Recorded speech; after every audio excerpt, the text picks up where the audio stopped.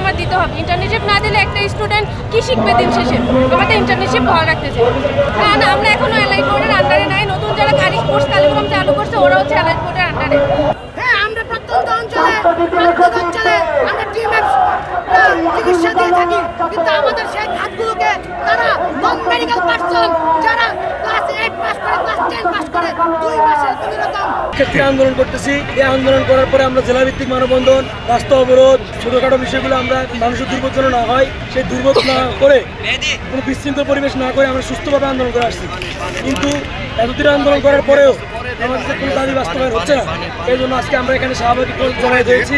আমরা এখান থেকে আমরা আমাদের যে সরকার আছেন, আমাদের যে নীতি নির্ধারক আছেন, আমরা তাদেরকে আমাদের দাবিগুলো জানিয়েছি। আমরা আমাদের দাবিগুলো পূরণ না হলে আমরা এখান থেকে পরবর্তী কর্মসূচি ঘোষণা করব।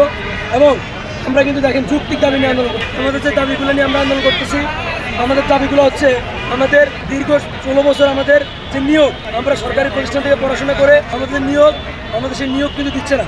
আমরা চাচ্ছি আমাদের অতি দ্রুত সময়ের ভিতরে যেন আমাদের নিয়োগের যে বিষয়টা, আমরা নিয়োগ যেন আমাদের দিয়ে দেওয়া হয়। আপনারা জানেন আমাদের 16 বছর নিয়োগ বন্ধ থাকাতে আমাদের অনেক বড় ভাই, অনেক সিনিয়র যোগ্যতা থাকা সত্ত্বেও কোর্স কমপ্লিট করার পরেও আমাদের সরকারি চাকরিতে অ্যাপ্লাই করার সুযোগই তারা পায়নি, তাদের বয়সটা চলে গেছে। আমাদের এই যে বয়সটা চলে গেছে, তারা আর কোনো সরকারি চাকরিতে অ্যাপ্লাই করতে পারবে না। তারপরে আপনারা জানেন যে আমাদের কোথায় নিয়োগ দেওয়া হয়? আমাদের নিয়োগটা দেওয়া হয় আমাদের যে পদবি উপসহকারী কমিউনিটি মেডিকেল অফিসার। উপসহকারী কমিউনিটি মেডিকেল অফিসার হিসাবে আমাদের উপজেলা হেলথ কমপ্লেক্স, ইউনিয়ন উপস্বাস্থ্য কেন্দ্র এবং পরিবার কল্যাণ কেন্দ্রে আমাদের যে তৃণমূল পর্যায়ে স্বাস্থ্যসেবা। আপনারা জানেন বাংলাদেশের প্রেক্ষাপটে বাংলাদেশে 67% মানুষ কিন্তু গ্রামে বসবাস করে। তাদের স্বাস্থ্যসেবা কিন্তু এই উপসহকারী কমিউনিটি মেডিকেল অফিসার যারা আছেন তাদের মাধ্যমে দেওয়া হয়। একটা ইউনিয়ন স্বাস্থ্যকেন্দ্রে প্রাথমিক যে স্বাস্থ্যসেবা, প্রথম পর্যায়ের স্বাস্থ্যসেবা আমরা দিয়ে থাকি এবং যে রেফারেল সিস্টেমের মাধ্যমে আমরা আমাদের পরবর্তী পেশেন্টদেরকে বা রুগীদেরকে আমরা পরবর্তী আমাদের যে স্যাররা আছেন আমরা তাদের কাছে সেটা রেফার করে থাকি। আমরা তাদেরকে আলটিমেটাম দিয়েছি, যদি আজকে আমাদেরকে 1 ঘন্টার ভিতরে সময় না করা হয় তাহলে আমরা এখান থেকে মুখ করে আমরা শাহবাগ চত্বরে আমরা অবস্থান করব এবং সেখান থেকে আমরা সচিবালয়মুখী পথ চালানো শুরু করব।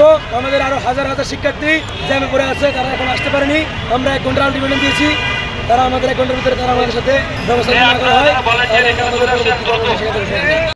যদি আমাদের আশ্বস্ত এবং লিখিত দাবি পূরণ না করে, যেহেতু আমাদের দাবিগুলো নিয়ে আজকে মন্ত্রণালয় মিটিং হয়েছে, আমরা মন্ত্রণালয়ে গিয়ে বসছি, স্বাস্থ্য উপদেষ্টার সাথে বসছি, স্বাস্থ্য শিক্ষা সচিবের সাথে বসছি, কিন্তু কেন আমাদের এই দাবিগুলো পূরণ হয়নি? যদি তারা পূরণ না করে তাহলে আমরা 1 ঘন্টার মধ্যে আমরা শাহবাগের গোল চত্বর দখল করবো ইনশাল্লাহ।